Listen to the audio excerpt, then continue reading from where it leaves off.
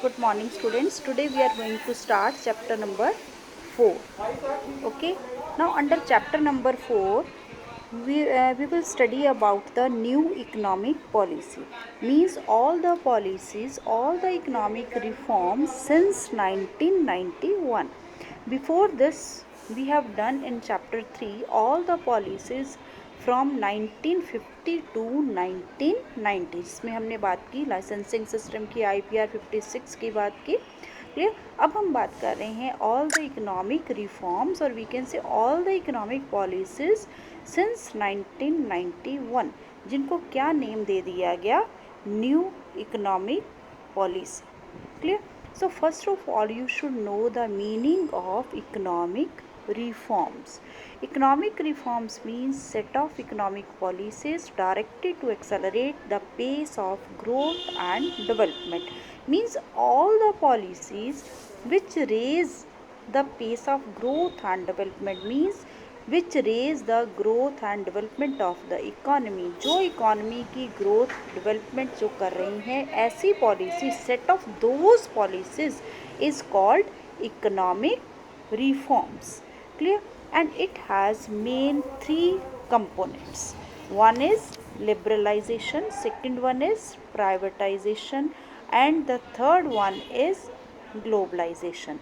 These are the 3 main elements of NEP, new economic policy, that are called economic reforms.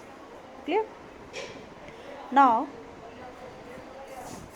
under this chapter, first of all we will study about the meaning of economic reforms, then elements of NEP. जो मैंने अभी आपको बताई elements कौन कौन से, liberalisation, privatisation and globalisation, one by one. Okay, let us start with the first element, that is liberalization. Clear? The first is liberalization. Now what is liberalization? First of all you should know the meaning of liberalization. Liberalization means freedom of the producing units from direct control of the government. Government ने जो भी restrictions लगाई हुई थी producing units के ऊपर, उनसे आज़ादी मिलना, उनको लिबरलाइज करना, उनको रिड्यूस करना. ठीक है, that is called liberalisation. Clear. जो भी लाइसेंसिंग सिस्टम था, पहले लाइसेंस इशू करवाना पड़ता था गवर्नमेंट से कोई भी न्यू एस्टैब्लिशमेंट के लिए, या अपनी जो भी एग्जिस्टिंग एस्टैब्लिशमेंट है उसकी प्रोडक्शन को इंक्रीज़ करने के लिए गवर्नमेंट से लाइसेंस जो इशू करवाना पड़ता था, that system is to be reduced और we can say abolished under liberalization. Clear. Now why there is a need of liberalization. Liberalization की ज़रूरत क्यों पड़ी? क्या पहला सिस्टम जो था वो एफिशिएंट सिस्टम नहीं था, प्रॉपर नहीं चल रहा था? What are the reasons behind it that the economy has a need of liberalisation? Here the first reason is, prior to 1991 the government had imposed many controls, as you know very well. In the previous chapter we have studied about it कि many restrictions are there by the government for producing units. Clear.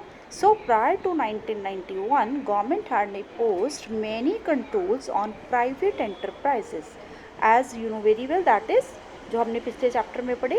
First was licensing system, price control, foreign exchange control etcetera. ये सारे जो controls government के द्वारा लगाए गए थे. ठीक है. सेकंड जो रीज़न था, that was many shortcomings had emerged in the economy due to this control. अब जो भी ये कंट्रोल्स गवर्नमेंट के द्वारा रिस्ट्रिक्शंस लगाई गई थी, इन रिस्ट्रिक्शंस के कारण पब्लिक सेक्टर में बहुत सारी जो है शॉर्टकमिंग्स क्रिएट हो गई, प्रॉब्लम्स आ गई.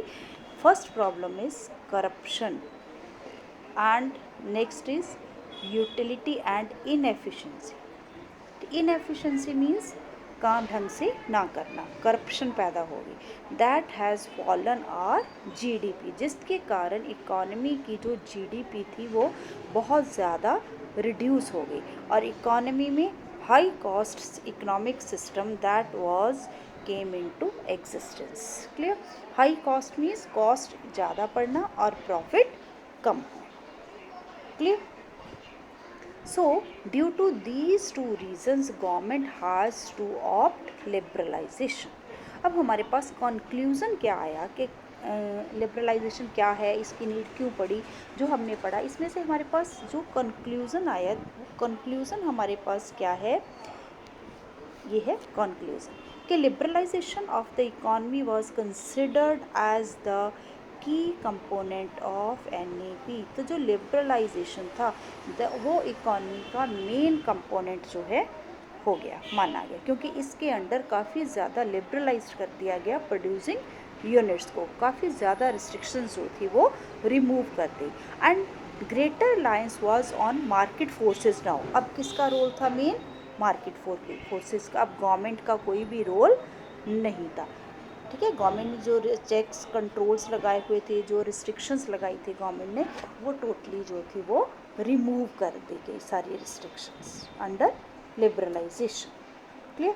सो जो डेवलपिंग कंट्रीज़ थे, डेवलपिंग कंट्रीज़ ने लिबरलाइजेशन को ऑप्ट किया और कोरिया, थाईलैंड, सिंगापुर ये ऐसे कंट्री थे जिन्होंने with the help of liberalisation they had achieved rapid growth. बहुत जल्दी इन कंट्रीज़ ने ग्रो किया।